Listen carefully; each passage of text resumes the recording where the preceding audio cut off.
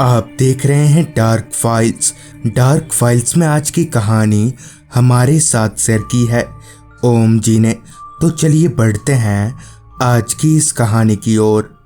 ये बात उस दिन की है जब मेरे फूफा जी घर आए हुए थे।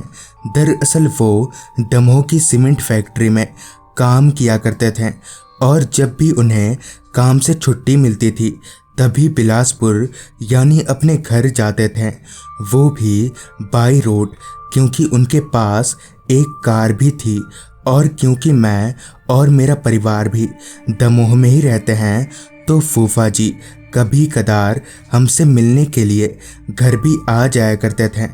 खैर, फूफा जी को घर में पाकर मैंने सोचा कि वैसे भी मुझे आजकल में बुआ के घर जाना ही है तो क्यों ना फूफा जी के साथ ही चला जाए। ये बात मैंने फूफा जी को बताई तो वो झट से मान गए। फिर मैंने घर वालों से बात की तो उन्होंने भी मुझे बिलासपुर जाने की इजाज़त दे दी। फिर क्या था, मैंने फटाफट कपड़े भरे और थोड़ी देर के बाद बिलासपुर के लिए निकल पड़े। दमोह से बिलासपुर तकरीबन 452 किलोमीटर का अच्छा खासा लंबा सफ़र था और करीबन 9 घंटे तक हमें ऐसे ही कार में बैठे रहना था। तो मैं इस सफ़र का काफ़ी लुत्फ़ उठाने वाला था। चूँकि हम रात का खाना खाकर नहीं निकले थे, जिस वजह से हम हाईवे के एक ढाबे पर रुके और वहाँ से खाना पैक करवा लिया, क्योंकि फ़िलहाल ना तो रात का खाना खाने जितना वक्त हुआ था और ना ही हमारा मूड था। खैर, फिर पार्सल लेकर हम वापस आगे बढ़ने लगे। कार अपनी पूरी रफ्तार से नेशनल हाईवे 43 पर दौड़े जा रही थी। बाहर की ठंडी ठंडी हवाएं कार के भीतर आ रही थीं, जिस वजह से मैं खिड़की पर सिर टिकाए हवाओं का मजा ले रहा था।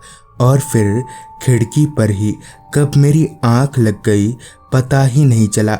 फिर जब मेरी आंख खुली तो फूफा जी मुझे खाने के लिए उठा रहे थे, लिहाजा हमने गाड़ी को एक साइड में रोका और हाथ मुंह धोकर खाना खाने लगे।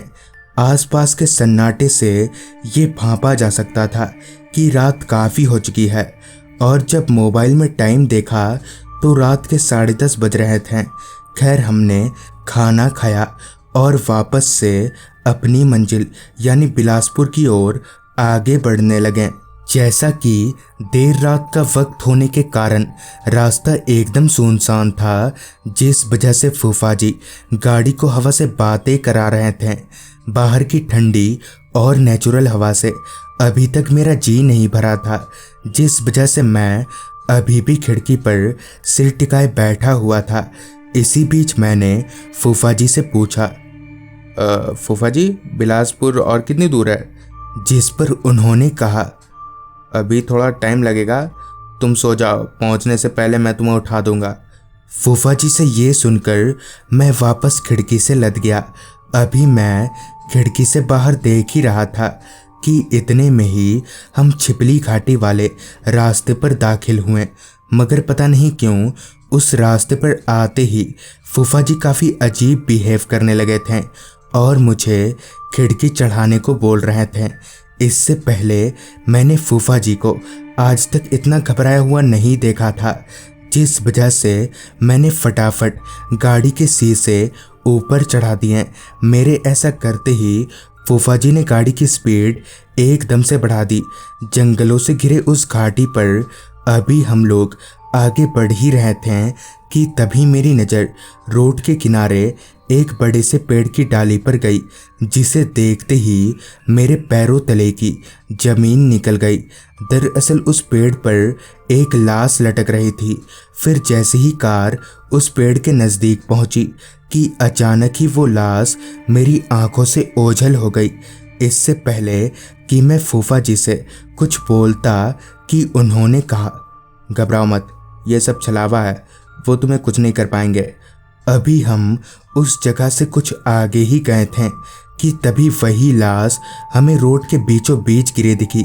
उसका चेहरा बहुत ही भयानक था, मगर फिर भी फूफा जी ने बिना घबराए गाड़ी को साइड से निकाल लिया। तभी मेरी नज़र गाड़ी के साइड मिरर पर गई, जहां पीछे से एक औरत हवा में उड़ते हुए हमारा पीछा कर रही थी। तभी फूफा जी ने कहा, उसकी तरफ मत देखो। उनके ये बोलते ही मैंने अपनी आंखें कसकर बंद कर ली। फिर कुछ देर के बाद फूफा जी ने कहा, अब तुम आंख खोल सकते हो। उनकी सीमा सिर्फ उस घाटी तक ही थी। फिर मैंने अपनी आंखें खोली तो फूफा जी ने बताया कि दरअसल उस रास्ते पर कई घटनाएं हुई हैं, जिस वजह से वो रास्ता हॉन्टेड हो गया है और अक्सर उस रास्ते पर ऐसा छलावा होता रहता है। तो दोस्तों, ये थी ओम जी की भेजी गई कहानी। अगर आपके पास भी ऐसी ही कोई कहानियां हैं तो हमारे साथ ज़रूर शेयर करें। तो मैं आर्यन जल्द ही मिलूँगा आपसे ऐसी ही एक कहानी के साथ।